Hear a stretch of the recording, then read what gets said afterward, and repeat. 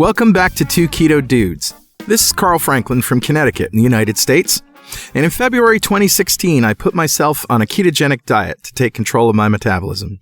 In just 2.5 months, I managed to reverse all my markers of type 2 diabetes with diet alone.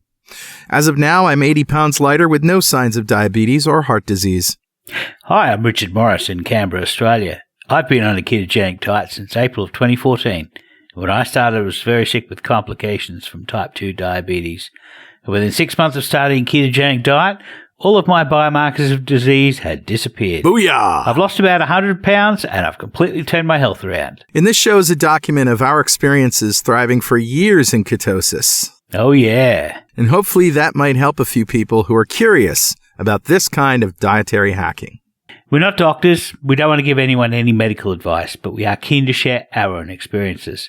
We're actually both software developers, so we're not afraid of a little technical detail, are we, Carl?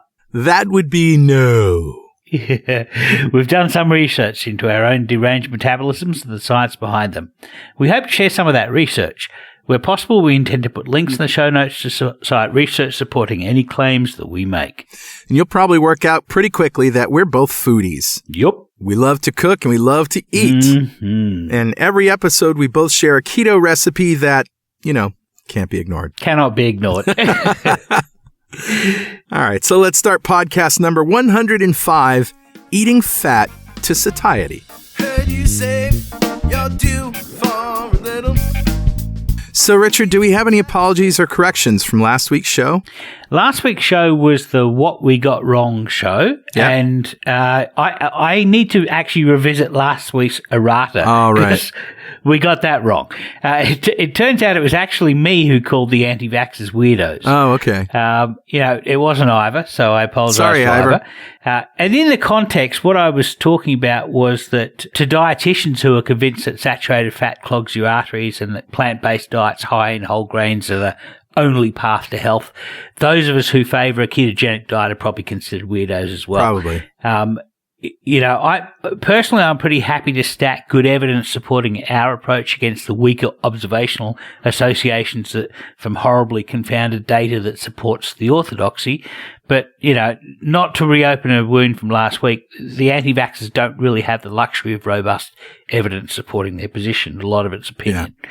So I'll just repeat my claim that the ketogenic diets and anti-vaccination really are not travellers together on the same road just because they're both heading away from the commonly accepted view.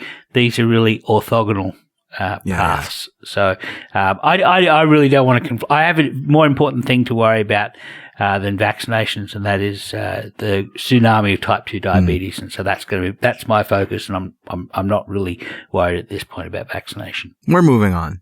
Let's do that. So let's revisit what a ketogenic diet is. It's any diet where you enter a state of ketosis, which means you're burning fat for fuel, either fat on your body or fat that you eat. And the byproduct of that is ketone bodies, and those ketone bodies, along with fatty acids, fuel your body and make your brain very happy. So there's a surefire way to get into ketosis, and that is to eat less than 20 grams of carbohydrates a day, only from green leafy vegetables, nuts, little dairy, that kind of thing. So no sugar, no starch. No sugar, no starch. Protein's going to remain moderate. That means 1 to 1.5 grams of protein a day for every kilogram of lean body mass that you have.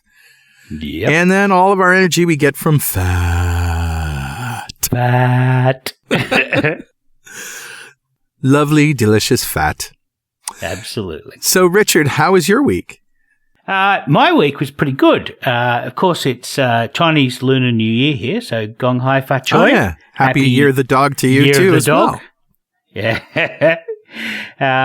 And Jules and I have been looking for recipes that we can keto-fy for our dim sum season, which is on the Two Keto Dudes. We're doing Chinese-themed recipes, but all small meals, so that's also fun. We're in the process of buying a house, or at least we went to an auction yesterday and bid on a house, and we didn't win the auction, but we think that the real estate agent was playing silly buggers, so we'll see what happens. It is what it is. The other thing is that I'm getting ready for university, and I spent the day in at the university library on Friday, and I did an orientation tour. And during the tour, we were sitting on computers, and the librarian was telling us all the features of the library. And meanwhile, I'd logged into my credentials and I was downloading papers. So I'd managed to get all of the papers that George Cahill had produced, except for one. And it came up and it said, you're not allowed to see that. Right. And so I put up my hand. In fact, the librarian who's giving the tour said, "So are there any questions?" And I put up my hand and said, "I've got a question. Let's say I logged into to my client credentials, and let's say that I wanted to get all of the papers from one author, and let's say that I've gotten all of them except for one." And she said, "Oh, well, in that hypothetical," I said, "Who said anything about hypothetical?" And so she showed me. She said, "Here's how you do it. You just request it." Huh. And apparently, if I want a paper that's in any journal that the university has access to, I need merely click my fingers, and a librarian somewhere in the world goes and pulls this physical journal out of some repository and scans it and emails it to me. So that's awesome. So yeah, I'm enjoying that. And next week is the first week of contact week of lectures, and so that's. I can't wait to hear your stories about what happens at uni. It's all going to be boring. Yeah. So how was your week, Carl? Well, first of all, my week was great. And first, before I get into what I've been doing this week, a shout out to my new friends at Farm True. So this is a local shop, local to me in Connecticut, that makes and sells ghee. You know what ghee is clarified butter. Yeah. Yeah, and Indian cooking is full of ghee, and it doesn't have the smoke point that butter with milk solids in it has, so you can use it for frying. Sure. So they reached out to us to talk about coming to Keto Fest, and I took the 20-minute drive up from my house to go for a visit. And these people it's a very small shop. I counted maybe 7 people in there. But they're fascinated by ketogenics. And they've mainly been supporting the paleo, gluten-free communities, and also the Ayurvedic philosophy, which posits that everyone has a unique mind-body type, and the foods that we need to eat are determined by that body type. Well, anyway, their ghee is amazing. I've been dousing my food in it all week. They weren't sure if they would get any results from advertising with us or anything like that, and of course, this is just the kind of product that we like to support because it's real, I told them I'd give them a shout out on the show and see if they got any response. So, nice. If you fancy some amazing grass-fed ghee shipped right to your door, go to ghee.2keto.com and order it. And remember, ghee is spelled Ghee. So that's the first thing. The second thing is very relevant to what we're talking about today, which is eating fat to satiety. As a lot of you know, I've sort of been on a plateau for a long time, and I just was looking for ways to give myself a nudge to see if I could start losing weight again. So, for some reason, I got up the nerve to just eat one really big fatty meal every day. And, one meal a day, as Megan said, isn't a strategy for losing weight. It's a strategy for maintaining weight, but it depends on what you eat, right? What I decided to eat was mostly fat and, less protein than I've certainly been eating, even in one meal. I've basically been dining on pork belly. Nice. So have you been satiated though? That's the thing. Yes, I have. If I'm not satisfied, if I'm hungry before I eat, which is generally around 3 or 4 o'clock in the afternoon, then I just have an iced coffee with heavy cream, and that takes care of my hunger until it's time to eat. And then I basically eat as much pork belly as I can, almost to the point of being nauseated. That's how much I eat. Wow. And I've, of course, been cooking it in ghee. I've been deep frying it. Yeah. I've been sous videing it. I've been roasting it. I made a little mini porchetta. And by the way, I made a big porchetta for a party that I had here. Nice. Just like you did. Exactly like you, except that I cooked mine in the oven, not in a sous vide deep fryer. Yeah, I deep fried mine, which can be a bit of a disaster. And Louise Reynolds tells us the story about where she tried to deep fry hers, and the hot oil just leapt out of the deep fryer. So you got to be careful for water content in there. So anyway, it started on last Sunday. That's 6 days ago from this recording. When I had the party, the day after, I guess it was Monday, I just ate the leftover porchetta. And of course, it contains thick slabs of belly fat, right? So that's it. I've just been eating that and dipped in ghee, and I eat one meal. I also have been drinking Dry Farms wine with my one meal, a couple glasses. And what are the results? Well, the other thing, I'll tell you the results, but the other thing that I've been doing is in the evening, I've actually been having a bourbon. And that sort of satisfies my need for whatever, calories, doing something with my mouth, consuming something in the evening. But of course, it doesn't raise insulin. So, but that's not with a meal, though. So that's just I just eat that one meal. I don't snack. I don't eat after. I don't eat before. That's it. Yeah. And I'm totally satisfied. And I think the key was just eating to the point where I'm almost nauseated. And that's literally satiety. That's when you feel like you can't eat another bite. You're satiated. All right. So the results. Since Monday, and this is Saturday, I've lost 10 pounds. Wow. That's significant. Yeah, it is. And I haven't seen that kind of weight loss since I first started the ketogenic diet. Yeah. That first 6 months where you really, it all flies off. Oh, yeah. Totally flies off. And so, here I thought, fasting for prolonged periods of time was necessary in all of this. No, it turns out it isn't. Nice. Oh, that's outstanding. Good result. Yeah, really good result. And I feel this is completely sustainable for me. I may be psychologically missing food, but honestly, I don't feel like eating ever. And so that's, that's just a kind of a new sensation. And the other thing is my blood sugar and ketones are great. 76. Yeah. And 1.6. Blood sugar? Yep. Wow. Yeah. Very nice. So it's working. Well, that's awesome news, Carl. Yeah, thanks. I feel like giving away a mug. Do you? Yeah, me too. All right. So what we're doing here is every show we give away a mug. Right now is what we're giving away. 2 Keto Dudes coffee mug to one lucky member of the 2 Keto Dudes fan club. And to join the fan club, just go to fanclub.2keto.com, answer a few questions, and you're in. And we'll just pick your name at random. So I have a winner. Nice. Who we got? David Pegg. Well done, David. Congratulations. A mug is coming your way. A mug with our mugs on it.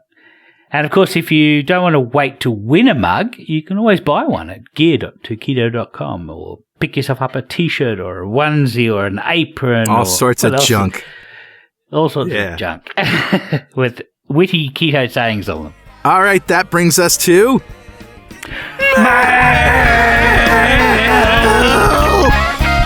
Oh, man. That sounded like Sister Mary Elephant right there. Class! Shut up! Class. Thank you. So what do you got, Carl? I got a 5-star Apple podcast review from Sue. And she says, you guys are one of the very few trustworthy sources I can find. And I cling to your podcasts like solid rocks in a sea of misinformation. Thanks. I have been a healthy pescatarian for most of my life in the belief that it's quite an ethical and healthy option. But I keep an open mind and I enjoy dietary self-experimentation.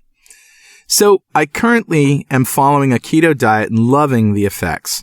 After watching The Magic Pill and then an interview with Lierre Keith, I'm thinking of trying to support grass-fed farmers of meat, as it may be more ethical than pescatarian, veggie, or even vegan for our future generations.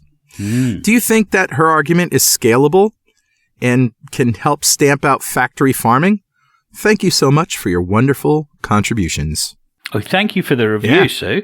I haven't heard that interview, so I don't know to comment on that. But What I would say is that as far as ketogenic diets go, I think that going with a high-fat diet and a low-carbohydrate diet will get you 90% of the way there, and then taking it up to the next level and getting grass-fed meats, a better source of fats, is probably going to get you the next 9%. So really the difference is, from your point of view as somebody looking to eat healthy, then you're going from 90% to 99% of the way there. As far as ethics go, I really don't have an opinion on the ethics because I'm really trying to improve my my health outcomes, my personal health outcomes. So I'm trying not to be unethical while doing that, but my primary goal is my health outcomes. But as far as sustainability goes, there was a lot of talk for many years about vegan diets being more sustainable because it took less water and diesel to produce a kilogram of broccoli than it took to produce a kilogram of beef. Yeah, but the thing is that we don't eat kilograms of food, we eat calories of food. We eat for the energy that we need to sustain our lives. And if you look at the amount of calories in a kilogram of broccoli compared to a kilogram of beef, there's a lot more calories in beef and a lot more nutrition in beef. And so I would say that there's certainly an argument to be made that it may be more sustainable to grow ruminants on all of the grassland on our planet that we can't grow crops on. Which is there's only 4% of the planet's land surface that we can grow crops to feed humans, but 20% of that land area we can grow crops to feed ruminants like cows. So, there's a good argument to be made. Yeah, listen to Peter Ballestead. We talked to him about that. So it's obvious to me, addressing the sustainability thing, that it's possible to have a sustainable farm where no fertilizer is needed. And, Michael Pollan proved that in his book, The Omnivore's Dilemma. He went to a farm where they did the rotation, the correct number of animals, and how the chickens came and ate the bugs and then defecated and grew the grass, and the cows ate the grass and they produced the milk and all that stuff. So it is possible. And as far as sustainability goes in terms of meeting the requirements of our nutrition, I think that America has a rich history in rising to meet demands of consumers. And so if consumers decide to seek out and buy grass-fed meat, it's going to be expensive right now because there's a shorter supply of it. But as the demand grows, you're going to see more farms, more sustainable farms, and you're going to see more competition. And, that's just the way it works. So, I think it's completely possible. And I, for one, would love to see, a grass-fed sustainable meats in all of our supermarkets, replacing factory meats someday. And, if they can get to the same price level, great. They probably can't, but I would rather pay for it because guess what? I'm eating less. You know? That's true. That's a good point. And I tell you what, have you ever driven past a feedlot? Oh, it's terrible. The smell? Outrageously disgusting. Terrible. Yeah. Well, anyway, that's my mail. What do you got? I've got one from Keto Toronto on our forum. And Keto Toronto says, I've been on a long stall, so I'm really trying to take notice and be grateful for all of the non-scale victories on the forum. This morning, as with many mornings now, I have so much energy and mental clarity that I just want to be dancing at a concert, jogging by the seaside, working out at the gym, or anything active and exciting instead of sitting in my cubicle at work and trying to contain this fabulous feeling. Over the previous decade or two, I've had much trouble concentrating at the office, but for very different reasons. I spent my life feeling tired, lethargic, foggy-brained, generally unwell, and just trying to make it through the stressful days at work so I could go home, lie down and rest.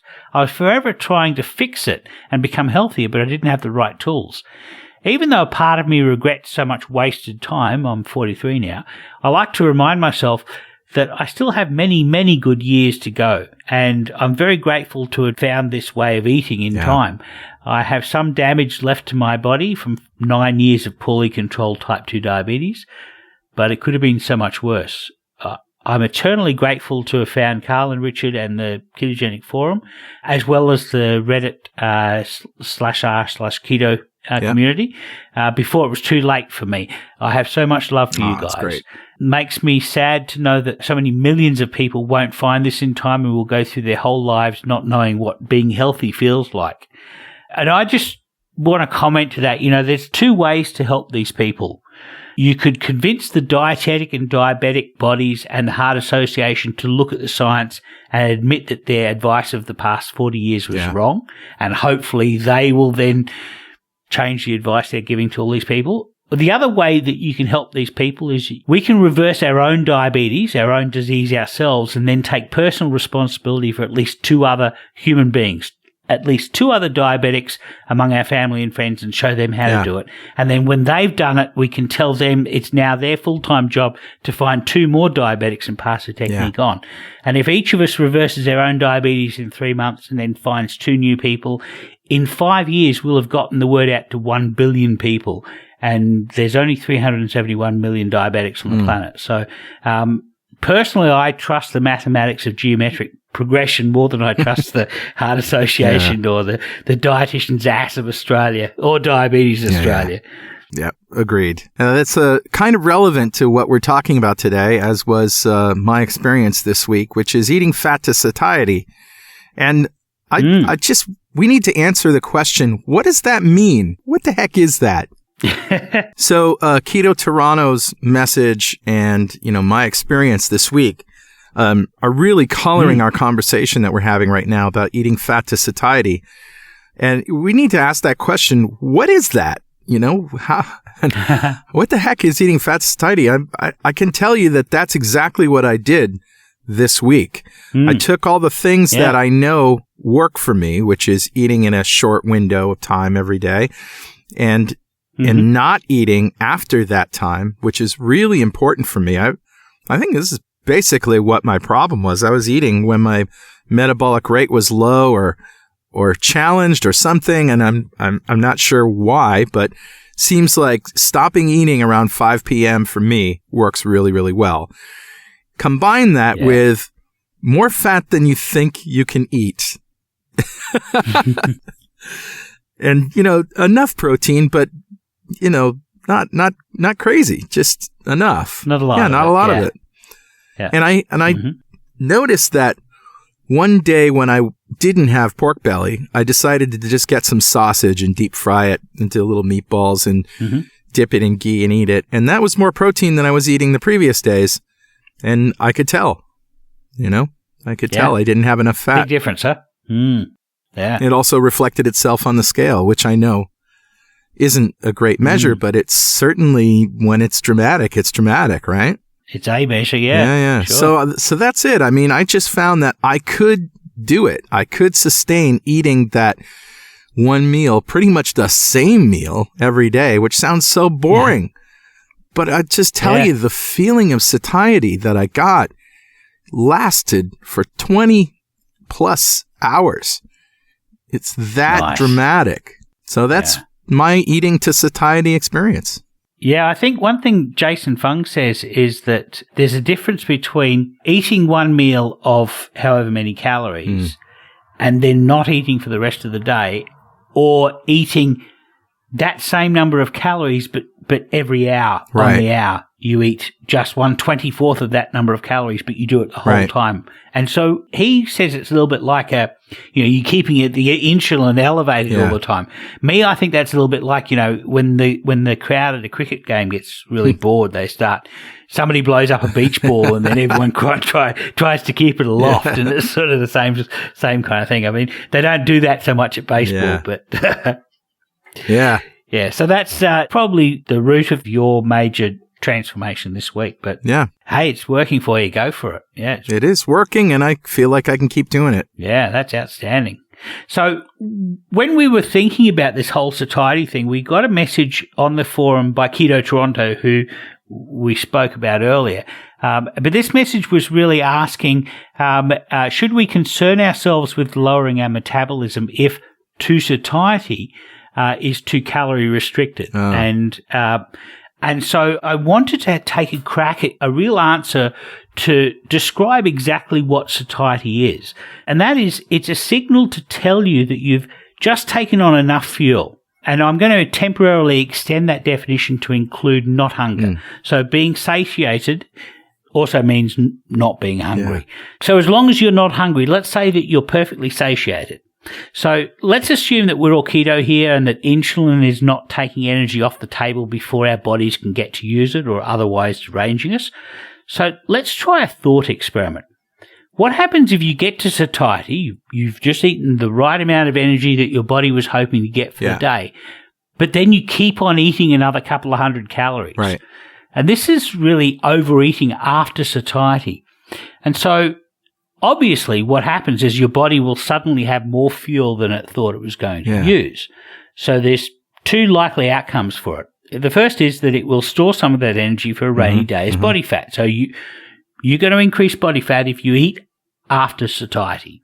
And the second thing it will do is it will take on more energetic tasks and it'll waste some of that energy. So, for example, your body temperature might raise just half a degree, which will make your immune system slightly more efficient, and your immune system will go to work a little bit harder. And so your body will do all of these energetic tasks that because it's got an excess of energy all of a sudden. The thing is that these two things, storing more energy for a rainy day as body fat and taking on more energetic tasks, the first one is the one that people who are obsessed with weight gain think about. Oh, if I eat too much food, all of a sudden I'll put on too much fat. But I personally find the second one more interesting because what actually happened was you increased calories in. What did your body do? It increased calories out, your metabolic rate. Experimental evidence has shown us that when we overfeed people, we're trying to make them put on weight. It's very difficult to get most people to put on more than about 10% of body weight. So you're saying there are actual studies that show when you overfeed people, they can't put on weight. Overfeeding doesn't mean gaining weight. Not always. And so there is actually a famous study by Ethan Sims called the Vermont Overfeeding Study. And this is where he took prisoners, they were volunteers, and they overfed these guys they were trying to increase their body weight, their total body weight by 20%. And there was one guy, he was unable to get his body weight above 11%. And this guy's total energy expenditure went from 2,000 at the beginning of the experiment to 10,000 kilocalories per day. So, his body was just finding all sorts of interesting creative things to do with energy rather than storing it as body fat. Now, granted, he did increase his body weight by 11%. So that was obviously body fat. It's not like when you overeat, you aren't going to put on fat. But there will be a limit and it will change the calculus that your body uses to deal with energy. Now, let's look at a different thought experiment. This is under-eating before satiety. Let's try that side of the experiment. What happens if you knew what point satiety was going to be, but you intentionally stopped eating every day a few hundred calories short of that? So let's say your body was expecting to have 2,400 calories, but you gave it 2,100, so with 300 short. So the first thing that your body will do is it will start to use some energy from storage. Okay, it will draw down some body fat because there's a shortfall. The other thing it will do is your body will go into a budgetary crisis and it will follow highly energetic processes and it will conserve energy for essential services. So essentially what that means is that the first thing, obviously, if you eat less food, you're going to lose some body fat. But the other thing you will do is in the process of going into a budgetary crisis, your body will do a couple of things. It will dial back the amount of energy that it uses, so it slows your metabolic rate. It'll make you feel like eating all the time. And the other thing it will do is it will find alternate sources of energy. And one of those sources of energy is lean tissue. So that's the problem with a caloric restriction in advance of satiety, is that you now start drawing down on lean tissue. Nobody wants to do that. No, that's right. So let's have a look at some keto calculators. Let's say that you eat to satiety, but some macro calculator on a website tells you that you have to eat a few extra calories to get your fat calories in. Or it tells you that you have to stop eating before you hit satiety. You're now following some magic calculation that some website has determined to be perfectly appropriate for you. But really, do you think that website knows more about your specific fueling requirement than your body does? That's a good way to put it, my friend. Your body is not stupid, as Jason says all the time. It's not stupid. That's true. So there was a classic experiment done by Leibel et al. In 1995, and this study looked at changing people's total energy expenditure based on changes in their energy availability. And so what it really did was it tried to increase people's body weight by 10% by letting them eat whatever they wanted. And then they had them hooked up to a liquid feed tube where they were able to decrease the amount of energy coming in. So they were able to get them to go initially up to 10% of increase in body weight. Okay. And then they brought them back down to their initial weight, and then they took them down an additional 10% loss, and then they took them down a 20% loss. Yeah. And what they were able to find was that as the people increased their body weight, the study found a 500 calorie per day increase in their total energy expenditure. So as they had more energy available, their metabolic rate calories increased. Out goes up. Absolutely. And then when they were able to bring them back to the starting point, their metabolic rate went back to exactly the same point. Huh. And then when they were able to decrease it by 10%, their metabolic rate dropped by 300 calories a day. Yeah. And when they further decreased them another 10% to 20% total body weight loss, they lost an additional 300 calories per day. This falls right in line with everything that we've experienced personally and everything that we know people have experienced on our forums, patients of Dr. Fung and Megan on the Obesity Code podcast all say the same thing. You know, when they eat less, calorie restrict, they're hungry all the time, they lose some weight, and it all comes back on. And when they eat fatty foods and no carbs, the weight comes off. That's it. I mean, this is why the whole calories in, calories out thing is wrong. Because, let's say your body's budgeting to use 2,400 calories a day, but you only give it 1,200 calories a day, which, could be a reasonable scenario in a low-fat diet. The question your body fat needs to answer is, can it deliver you that additional 1,200 calories to make up the deficit? If we assume that you have absolutely no insulin in circulation, which would otherwise limit how much energy your body fat can deliver, and let's assume that you have infinite body fat, so it's not like, if you had only a pound of body fat left, then obviously it can't deliver you 2 pounds worth of energy. But let's say you have infinite body fat, then your body fat can deliver the energy on demand, and your total energy expenditure doesn't have to change at all. And you could still draw down those 1,200 calories of stored energy, and hopefully you'll weigh roughly a third of a pound less every day, because 1,200 calories is roughly a third of a pound. Okay, so let's try a different thought experiment. Let's say you've got zero body fat. This is a thought experiment, so it doesn't have to be reasonable. So obviously your body fat isn't going to be finding you that 1,200 calories shortfall. No. But you do have an alternate source of energy for emergencies, and that's protein. Lean mass. So you can burn that for energy. So maybe your metabolic rate doesn't have to drop to 1,200 calories. Let's say you can make 600 calories in budgetary cutbacks. Now you only need 600 calories, and you can draw down 150 grams of protein, roughly a third of a pound a day. You definitely don't want to do this for too long, because you won't be able to. No, you'll starve to death. Exactly. You only have a limited amount of lean mass. But in an emergency, that'll get you through one day, so that you can, hunt down a woolly mammoth and replete your energy. So obviously those two are unreasonable. Nobody has infinite fat. Nobody has zero fat. Yeah. We're all going to be somewhere along the curve between those two. So a rough calculation is that you can withdraw roughly 31.5 calories per day for every pound of body fat. Okay. And your insulin level is going to affect that. If your insulin is high, then you can access less energy from body fat. If your insulin is low, you can access all that 31.5 calories. How much weight you've already lost will have an effect on how much energy you can get from body fat. Where you are in your journey will determine how much fat or protein that you burn and what happens to your metabolic rate. And that's the main reason why putting the brakes on calories before satiation would be a dumb idea. It lowers the amount of energy that you use. It puts you into starvation mode, which, starts drawing down lean mass.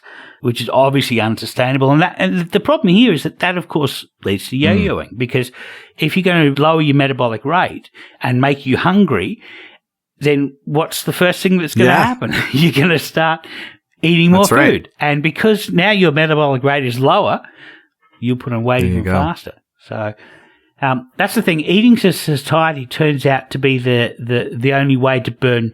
Well, it's the easiest way to burn body fat when your body will let you, and not lose lean mass and not feel horrible when your metabolic rate is stopped. And my experience this week shows exactly that. Yeah. Don't fear the fat. No, absolutely not. I think there's probably 3 YouTube clips that I'd like to play from Dr. Finney. And let's play the first one. All right. So this is an older terminology that Jeff and I had used, but we sort of divided the phases of a well-formulated ketogenic lifestyle into four steps. The first is the adaptation step. And let's say you have someone who starts at, say, 90 or 100 kilos. I apologize, this is for U.S. audiences in pounds. And when we take somebody who is, say, the textbook reference weight for them might be 140 pounds. So there's 25 kilos above that value. And we tell them to cut your carbs down to a level that allows you into nutritional ketosis. Keep your protein moderate, which is, for this kind of person, maybe in the 80 to 100 gram range of protein intake. So 35 grams of carbs, and tell them, don't restrict your calories. You got your carbs down under 50, maybe 35 grams per day. You're eating protein in moderation. Eat fat to satiety. Don't go away from the table hungry. Most people will spontaneously limit their calorie intake to around 1,500 calories per day. So it's not on purpose. They're not counting calories. That's just, wow, I'm not really that hungry. I don't have to have that second portion. That describes really the first stage where your body fat is contributing energy to your day. And so this is why people who use fat to satiety spontaneously limit the amount of calories coming in, because they're able to burn all of their calories. Yeah. That's really the first step, and it's really about how fat to satiety works to dial you into a nice glide path that gets you down to the maintenance range. Yeah. The next clip that I want to play you is about fat hunger and the primary driver being satiety. So let's go to that one. The driver here is satiety. And when somebody's lost 50 pounds or 25 kilos of body weight, two things will happen. One is they naturally they'll have greater what we call fat hunger. People say, how do I know what fat hunger is? Well, if you've eaten what was a reasonable portion and you think, I'm just not quite satisfied. You open the door of the fridge and the butter looks good. That's fat hunger. The butter looks good. The butter's looking good. That's how you know. That's fat It's so hunger. easy. Butter looks good to me. Wow. Yeah. So the third clip that I want to play is in response to a question that somebody asked Dr. Finney, how much fat do you really eat? I don't measure it because I basically eat to satiety. I let my instincts tell me what to eat. And we find it takes people 6 months to a year telling them to do that before they come to trust the fact that once you get the carbs out of the, low enough down that they're out of their intolerant range. And as Dr. Christofferson showed you, you eat and your insulin goes up and you get people off that roller coaster. And our natural characteristic or our natural instincts actually serve us very well. But for me, we're talking in excess of 200 grams of fat a day. Because I'm eating less than 50 grams of carbs, that's 200 calories. I eat somewhere in the range of 80 to 110 grams of protein a day. That's about 400 calories. That's 600. I burn probably 25 to 2,700 calories per day, and all the rest comes from fat. And that's in excess of 70% and that puts me in the range of 1,800 to 2,000 calories of fat per day. And at the dinner table last night, we had this wonderful buffet and excellent foods, and some of them were moderate in protein. There was some cheese on the dessert table, so that was good. But we had to ask for a dish of melted butter to come to the table so we could all get our fat intakes up to the point that we wouldn't wake up really hungry in the morning. So, I kind of encourage people to experiment with themselves. They can, you can do the quantified self thing and weigh stuff but eventually I think what people learn is when they get their carb intake down to within their personal tolerance and keep protein moderate, that the instincts you were born with are your best guide. Wow. He's so right. I was actually at that dinner, and I remember he and I both had the same meal, pretty much. And it was a lot of fatty fish, salmon and trout, and a lot of seafood as well, which is, not a lot of high fat in seafood. And he asked for 250 grams of butter melted in a bowl, and he ladled it over all of his food. That's awesome. He's a thinner man than I am, and I didn't need as much fat to satiate myself, and he needed a little bit more. And this is the thing, we each have bodies that are finely attuned to knowing what their energy requirements are likely to be for the next day, and what access to energy they have from storage, and what expectations they have for eating, for what meals have you fed them recently, and they will tell you using satiety signals when you need more energy. Yeah, that's great, man. Well, I'm going to stop being a foodie for a while and sort of take a vacation from all the wonderful things that I like to eat. And I'm just using pork belly for the win, my friend. So what are you going to do for recipes? I don't know. How about we do a recipe with pork belly? Well, I'll definitely do that today. Yeah. Well, I think it's time for some recipes with pork belly. Yeah. All right. Well, maybe I should go first. Sure. As you know, as I said in the show, I'm eating one meal a day. It's very fatty. Yeah. And it's mostly pork belly. Yeah. You better do a recipe with pork belly, right? I'm going to do a recipe with pork belly because guess what? There's so many ways to cook pork belly. Yeah. This is Chinese roast pork. I got a story for you. So I was working in New York at a software company in 1990. 1989, 88, 89. And there was a Chinese restaurant in this town that I was working at. And I used to go there once in a while for lunch. There was like a, diner and a pizza place. And this was way before keto, obviously. Yeah. Oh, yeah. So I walked in one day and I said to the Chinese guy, family run place, I said, what's good today? What's really good right now? That's what I want. And he goes, Chinese roast pork. Right. And it's something that you don't usually order on the menu, Chinese roast pork. Usually you order chop suey, fried rice, whatever. All these things have roast pork in it. But he goes, Chinese roast pork. I said, give me some of that. Give me some of that. So it came right out of the fryer and he chopped it up and he put it in a little pint jar and gave it to me with some sauce. And it was like the best thing ever. Yeah. It sounds good. So the Chinese roast pork has that. It's pork shoulder that has that red food coloring to it, and it's a little sweet. Yeah. Oh, it's in a sticky sauce, right? Yeah. Yeah, it's got a sticky sauce. It's got cinnamon and cloves and star anise and anise and fennel. Chinese 5-spice? Yeah, Chinese 5-spice, right. Yeah. So I wanted to recreate that for my experiment here. So here's what you do. You get 3 pounds of pork belly or pork shoulder. Pork belly has more fat. Yeah. Good. Cut it into 3 or 4 big chunks. You need a few tablespoons of salt. You need some Chinese 5-spice powder. You can get that in any grocery store. Sure. And again, that's got cloves and cinnamon and fennel and anise and star anise. Yeah. And you're going to use your favorite sweetener. I've come to use xylitol again because I've heard anecdotal evidence anyway from Megan and Jason that in their experience, xylitol is the only sweetener that doesn't raise insulin. Okay. I don't know. I honestly don't know. I think everyone's different. So I think, their experience, they see thousands of people. So you're probably right. Experience. I have no idea. The most likely thing, yeah. I have no idea. Probably best to avoid sweeteners altogether, but I'm going to use xylitol here.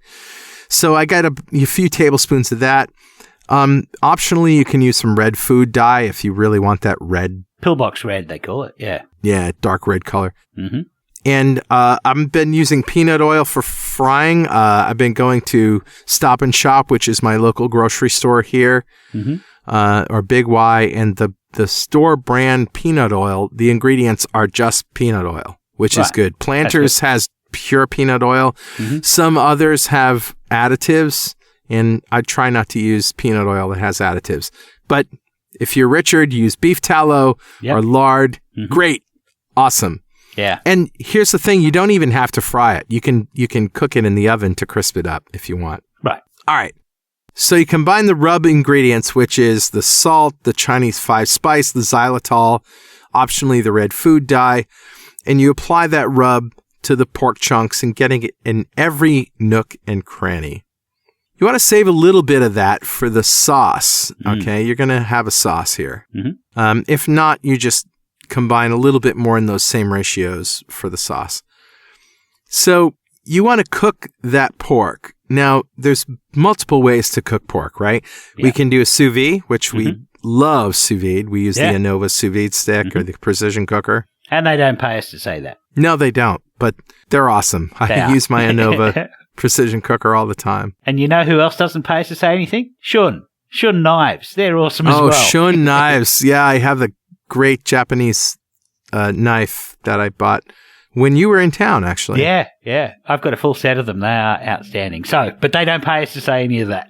They don't, but it's a great knife. By the way, I found this local guy who's got a truck, like a food truck, but it's a knife sharpening truck. Oh, yeah. And he took the divots out of my Shun knife for $8. Right. How good's that? I had divots in it because I think I whacked the Thanksgiving turkey carcass. With a knife. So you don't whack things with a Shun knife. So I have a full set of Shun knives, including a cleaver, a big, thick, heavy cleaver, and this you is need really a cleaver good for to whack things. And you do. And unfortunately, I whacked the shin bone of a pork hock, and it took a divot, about a 1/4 of an inch divot, out of my cleaver. Yeah. And it's very thin. I almost cried. Well, I found a little guy with a truck that does the same kind of thing here locally in Canberra. I took it to him, and he took a 1/4 inch off the entire bottom of the knife and put a new blade on it. Good as new. That's exactly what this guy did. Yeah. And it was $8. Right? Yeah, well worth it. Anyway, I think worth it. I think we've recipes is off the rails. Your recipe's off the rails. So let's go back to your recipe. So sous vide. Yeah, so you rub all this stuff on it, and then you cook the pork. Now you can do it sous vide. If you do it sous vide, you're going to be 160 degrees for 4 hours or so. Right. If you do it in the oven, you can get away with 250 degrees for and leave it whole if you're in the oven. Don't chop it up. Put it in the oven in a container. So that's either an oven bag or a Dutch oven. Okay. Right? Yeah. So with the lid on. Yeah. Yeah, with the lid on. So have it contained so all the juice stays in there. It doesn't evaporate off and it stays moist. So that will only take, for a 3-pound, 4-pound pork butt, only about 2.5 hours. Right. At about 250 degrees. But if you're in sous vide at 160 degrees, you want to leave it in for about 4 hours. Yeah. So however you cook it, you take it out, you pour the juice into a saucepan and add some more of 5-spice powder, salt. Yeah, just to kick the flavors up a notch. Yes, exactly. And you reduce that, reduce it down a little bit. So now if you're going to deep fry it, which you can do, this is a technique for crisping up any meat, right? But the thing is that you don't want to overcook it temperature-wise before you deep fry it, because deep frying is going to raise the temperature internally. So that's why we only go for 160 degrees before we deep fry it. Right. If you're going to cook it and bake it in the oven, bake it at 250 degrees for a couple hours. Yeah. All right. So if you're going to deep fry it in peanut oil or lard or whatever, you thoroughly dry it with paper towels. And I use a wok for frying now. I have a deep fryer, but I've taken to using the wok because I find that I only need to use a quart of peanut oil in the wok, whereas I could use, 6 quarts of oil or lard or tallow in the deep fryer because it's so big. Yeah. But the wok is sort of the perfect frying pan. The Chinese have perfected the frying pan. Yeah. Get yourself a cast iron wok, kids. Yeah, absolutely. It's awesome. Get a couple. Yeah, get one of the deep ones as well for deep frying, and the shallow one for stir frying, and yeah. Absolutely. All right, so you're going to deep fry the chunks until the skin is crispy, and it's only going to take 3 or 4 minutes. But it's really important that you dry it off. Don't have any water or liquid on that pork when you put it in, or it's going to pop. Yeah. And, you've got this heat on high, right? Yeah. And your wok is smoking hot. Your oil's smoking hot. You don't want oil dancing around in the middle of the air in the kitchen. No. If it bubbles over and it hits that flame, man, watch out. Yeah. You're going to have an oil fire on your hands. Yeah. Be careful. All right. So 3 or 4 minutes, you take it out. Let that pork rest for 4 or 5 minutes. And then your sauce is reduced. You cut it up into bite-sized pieces and pour the sauce over it, or have the dipping sauce on the side. Yeah. And man, that's good. That's what I had today. It was fantastic. That's awesome. Well, I think I'm going to have to make myself some of that. I'm going to fire up my sous vide stick and make some of that. Nice. So my recipe today, this is following on from your recipe last week where you did chicken skin as a wonton wrapper. So you used chicken skin to wrap, I think you used chorizo. So what I'm doing today, I'm using a new kind of, or new to the Western audience, a new kind of technique for making a skinned roll. And that's something called yuba. Now, yuba is, have you ever boiled milk and there's like a scum layer on top, and you can dip a spoon in and you can pull that scum layer up, and like when you were a kid, you probably lifted it up and made faces with it and stuff. It's not like a scum, but more like a skin, right? Yeah, that's exactly what it is. So this is yuba is skin from the top of soy milk. And so when they make soy milk, they just grind up soybeans, hot water, up to 90 degrees Celsius, just short of boiling, and that expresses out the milk out of the bean pod. Nice. So in that process, they've already got soy milk already at temperature, and then they just pull the skin off. They put it down on a rack to dry, and then they go in for the next bit of skin, and they just keep going until they've gone through all of the milk. And so what they do is they make these layers of skin. Now, soy milk and soybean are about 7% carbohydrate, which is really quite low. We're talking about this is going to be just a very thin skin around the outside of your otherwise keto ingredients. And so it doesn't add a lot of carbohydrate to your meal, not like a wonton wrapper would, or, phyllo pastry or any other kind of pastry. So so that's the trick. So we're going to use this yuba. And now I've got a link on the show notes of how to make your own yuba, but you can buy the stuff. There's 3 different ways to buy it. You can buy it in frozen sheets, which is a little bit like phyllo pastry. It comes wrapped up in a moist, and if you're going to use it, you just keep a moist towel over the top of it just to keep it pliable. But it also comes in a dried form, which is you reconstitute with a bit of water. So, and these are just big sheets, probably 2 foot in diameter sheets that they make commercially. And then the third way of buying it is deep fried. And deep fried, you steam it. So and it's like it's quite a thick skin that you can use for making dim sum. Anyway. Okay. So that you steam before, and that makes it pliable, and then you can use for rolling and things. So what I'm going to do, this recipe is really, I've got a link to it on the show notes. It's actually from Serious Eats, but I made the recipe, modified it a bit. I love Serious Eats. Yeah, they're great, aren't they? But this recipe is mostly keto from their side. So I made a slight modification. They suggest to use sugar and cornstarch, a teaspoon of sugar and a teaspoon of cornstarch in their marinade. I don't use that. Yeah. For the rest of it, you don't need to use that, and it's perfectly keto. So you get about half a pound of ground pork. Yeah. You're going to put it in a bowl, and you're going to refrigerate it for at least 30 minutes or overnight with a marinade. Now, the marinade I used was Shaoxing wine, which is Chinese sherry, cooking sherry. You can use regular sherry as well. Just about probably about a teaspoon of Shaoxing wine. Not a lot, but it gives it a unique flavour. Okay. About a teaspoon of soy sauce. Yep. About half a teaspoon of minced, peeled fresh ginger. Now, I use a microplane grater to get a really fine grate on ginger. Now, this is really awesome because I learned from the Frugal Gourmet in the 90s. Jeff Smith was his name.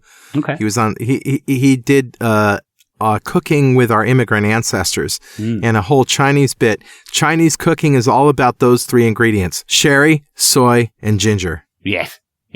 So the other thing that goes well with ginger in a lot of Chinese meals is garlic. So you can either see... Sorry. Sorry, man. Nice, yes. So yes, I'm sorry. Marianne does go well with ginger. So, but the other thing I always liked her better. Yes, everyone likes Marianne better. Yeah. So you're basically going to marinate your pork for at least 30 minutes in this mix. And what happens is the proteins in the pork start to break down a little bit and it becomes gelatinous, glutinous, I guess you could think. So, and then you're going to stir it. You're going to stir this pork quite a lot. Now, the other thing that you want to do is while this meat is preparing in the fridge, you want to get your mise en place in place. So you want to start working with some enoki mushrooms, and you want to pull those into, these are the really small little heads on a long stalk. And so the head is about maybe an 1/8 of an inch in diameter. Some people might call them straw mushrooms. Yeah, straw mushrooms as well. So, but you can use any mushroom. You can use wood ears. You can use any kind of, ideally Chinese mushrooms, but it doesn't really matter. The recipe says to use carrots. I didn't use carrots. I used slices of green onions. So nice. Flavor. Bring the flavor. So in my mise en place, I had enoki mushrooms. I had slices of green onion, really slivers of green onion. Yeah. I had bean sprouts as well, these were mung bean sprouts. And then I had the pork that I had out of the fridge. And so I had these ingredients ready to go. Yeah. I used thawed out frozen yuba skins, bean curd skins. So what I did was I cut a rectangular piece of a set size that would be enough to fill one end with my ingredients, and then crimp the edges in on either side, and then roll the whole thing into a roll. I put a little bit of egg white over the lip just to seal it, like a little envelope, like licking an envelope. And so I made like 16 of these spring rolls. Now, how did you cook them? Frozen bean curd skin needs to be steamed first. Okay. The other skins you reconstitute in water, and so they can go straight into the fryer. But so what I did was I steamed it. I steamed the skins with the meat inside. Now that pretty much cooked the meat. So all you would now need to do is to finish them off. So what I did was, I steamed these and I put half of them aside in the freezer, put them in a freezer bag. So I'll get back to those in a couple of months' time. I'll go, I feel like some dim sum, and I'll pull them out of the freezer and I'll take the rest of the step. But so. Yeah. Exactly. You know how I work. I do, man. What I did was I took half of them that I'd steamed out of the steamer. I put a little bit of lard in a frying pan and I fried the outside of them so that they turn crispy. Nice. And then just before the meal, I had a big meal of dim sum last night. I had sumai, I had hagao, I had xiaolong, I had all sorts of stuff. But anyway, all recipes that are coming up on Two Keto Dudes. Not to tease anything, but No. So I even had a recipe using Chinese crullers, a little bit like a little bit like the Spanish tapas churros recipe. But anyway, churros. Yeah. And I made little Portuguese custard cakes as well. That recipe will be coming up as well. Very good. So were they awesome or what? They were awesome. Just to warm them up before the meal, because everything else was coming out of the steamer, I put them in the steamer just after they'd been fried. I put them in the steamer for 2 minutes just to get them to plate temp. So doesn't that take away the crisp though? It does a little bit. The whole point of the frying was the visual appeal, because they're a little bit sort of beige in colour, and so you put them in the fryer and you get that Maillard reaction, the browning, and it looks lovely. I probably could have taken them straight out of the fryer, straight onto the plate, and they would, or I could have deep fried them as well. Okay. Plenty of options. So you steam them. You steam them because you wanted to just sort of incorporate all the flavors and get them moist. I want I want everything at temperature. I want everything at same temperature when it's served. But yeah, they were delicious, and I really like this yuba stuff. So I'm going to be using it for some more recipes. I did I got to try it. Yeah. See if you can find it. You just go to a Chinese store and you look for bean curd skin, and it'll be most likely you'll be able to buy the dried stuff, and you'll reconstitute it with water. Okay, cool. So that's my recipe. Yeah, man. Yeah. It's good. I love this idea of small plates that we're doing. It's fantastic. And I hope our listeners like it. Yeah. But man, what a great show. Thank you for your dogged research and your You're welcome. commitment to what you're doing. And I can only hope that in the coming years when you get through university, your contributions to the ketogenic community are just going to continue to be awesome. Well, we hope so. But anyway, all of the stuff that I've got is on the ketogenic forum, so I suggest people get in there and have a look at it and tell me where I'm wrong. Yeah. I would love to know where I'm wrong. Yeah. Good show, buddy. Of course, if you have anything that you want to tell us, something we said wrong, something you don't agree with, some more research that you found to support or refute anything that we've said, send it by email to dudes@2ketodudes.com or post it on your website. And you can follow us on Twitter at 2ketodudes, on Instagram at 2ketodudes, and make sure to use the hashtag 2ketodudes. And of course, if you want to join the free ketogenic forum, it's forum.2keto.com. And if useless swag is your fancy, t-shirts, coffee mugs, and other junk with witty keto sayings on them, head over to gear.2keto.com. And if you want a shot at getting some of that swag for free, join the 2 Keto Dudes fan club. You'll be eligible to win something in every show. Go to fanclub.2keto.com. And if you feel like supporting our podcasts and our forums, think about making a monthly pledge on our Patreon page at patreon.2keto.com. Or just hit the donate button on our website at www.2ketodudes.com or just go to donate.2keto.com. You can also see all of our podcasts and other videos on YouTube at youtube.2keto.com. And if you haven't already, go leave us a review on Apple Podcasts. That's how new people get to know about what we do. And if you want to join us at Keto Fest this year, check out ketofest.com. 2 Keto Dudes is brought to you by 2 Keto LLC, who strives to support the low-carb community with podcasts and other publications. Well, keep calm and keto on, Richard. Keep calm and keto on, Carl. All right, and we'll see you next time on 2 Keto Dudes.